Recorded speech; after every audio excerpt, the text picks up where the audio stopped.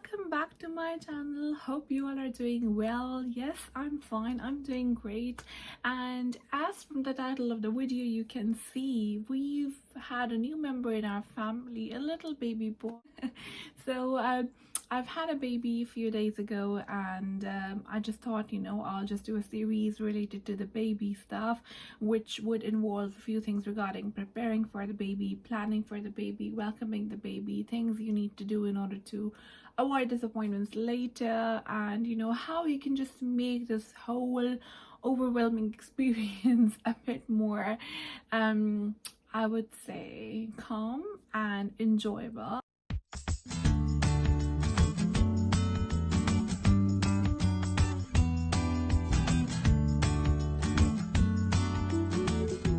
Having a newborn baby in the house, and the whole phase of going into labor, getting the delivery, and all that, coming back home, it could be very overwhelming, and sometimes it can just cause a lot of stress, anxiety, and a lot of things. So I want to give in as much advice as I can. I'm sure most of us are very excited when we are having a baby, or if when you will be having your first baby, you will be very excited and you will be planning the whole 9 months, how you're going to plan the things. So, which is great, but if you are not really planning and organizing things beforehand, it could be really stressful for you afterwards. The more organized you are, the better will be the experience when the baby arrives. So the first thing I would say would be to think about the most important things, and which is things to be taken to the hospital: your hospital bag and your baby bag, or just one bag if you're making one to go to the hospital. So what I did was I made two separate bags. One was a hospital bag and one was a baby bag. The hospital bag would just have all my stuff in so that I don't have any confusions, and the baby bag would have just the baby stuff in. You do not need a lot of stuff to go into these bags. Depending on how long the stay would be, you would only need a very limited amount of stuff. But if you want to go into the details, I'll make a separate video for that, because I just don't want to make this video too long. But yes, the first thing was I just made these bags in emergency cases, like if I have to rush to the hospital, if anything happens, I'm ready for that. The second thing, which is very, very important, is planning where the baby will sleep, or where you're planning to keep the baby. If you're lucky enough to have a separate room where the baby will go, you feel free to organize, decorate, whatever you can do with that room. Whereas in my case, I had to adjust the baby in my own bedroom, so I had to think about, and my bedroom did not have much space left after whatever is still already there.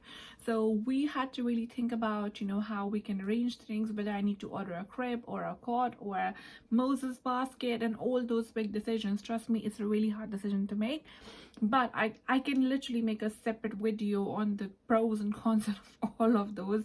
But finally, in the end, I decided I will go with a quad bed, which lasts for up to like 2-3 years. So when I ordered that and when it arrived, the first thing in my mind was I need to set it up. And with the help of my brother, we basically rearranged the room, the whole setting of it, and then we made sure that the cot is in the right place. You have to think about a lot of things, like your comfort level, because after delivery you don't want to stress yourself out in finding things. So having a very comfortable access to your baby is very, very important. So this is the quad bed we got from John Lewis. It's from the Everyday range, and it was very good at price. It lasts for a very long, a good few years, so I just went ahead and bought that. Now we have to change the setting of the room, because in the current setting we cannot have a cot. So you can see, like, after we've moved around everything, there's a nice space on the right hand side where we've put the cot in, and we still have a lot of space left after that. So just planning things has made things so much easier. The next very, very important thing is, if you already have children and they're young, you need to have that little conversation with your kids, and you want to make sure that they're also as excited as you are in order to welcome the baby. You have to talk to them about the things and how you will be feeling, and what you will be going through briefly, so that they're prepared, that you won't be there available. For example, in my case, I've got young boys aged 7 and 8, so I had to really prepare them to be prepared for themselves themselves because mommy is not going to be available. She is going to the hospital. She might come the next day, but it might take her a few days. You never know. So you have to really prepare the kids, and you also have to make sure that they're also excited to welcome the baby. You want to have the same experience, same emotions and feelings all around the house to make it a very positive experience for everybody. You want to make sure that, you know, they do not feel that, okay, a new baby is coming, so we are going to be less important or anything like that, because some kids get a bit insecure. Not everybody, but yeah, you have to make sure that, you know, you are talking about baby stuff, you're talking about how you all will be dealing with the baby afterwards, and you also have to make sure that you prepare the kids that once you come back home, you might not be in a position to just straight away get up and do things for them, so they have to keep on doing things independently up until you feel better. This is really important if you're living abroad and you do not have any family members around you to help you that much, or you have very limited support available. This is a very, very important thing that I cannot emphasize enough on, that, you know, you have to prepare your kids mentally to be independent for the first few days, where you will be in recovery mode and you might not be feeling the best. You might have depression, you might have those mood swings, you might have the sleepless nights. So you have to be prepared for everything. And another most important thing is preparing your partner. Some of us are very lucky to have amazing partners who would just be there to help and support you anytime, anywhere you need. But I believe, in case if you feel you might not get enough support from your partner, or he is not used to helping you with the house chores, you really have to make sure that you convey that message that, okay, I would not be in my best position afterwards, and I will need this continuous support for the next few days and weeks, even after the birth. You have to talk about the postnatal depression that might come to you afterwards, and everybody has to be prepared. You have to make sure that you do not get into the negativities once, you know, you have your baby. So to keep the experience all nice and positive, everything is very important. So in order to summarize this video, all I want to say is, in order to prepare for the arrival of the baby, you need to look at a lot of things: preparing for yourself, preparing for your baby, the things you will need, the things baby will need, having spaces for everything, having organized everything. And if you are not having a lot of family help, also think about your food.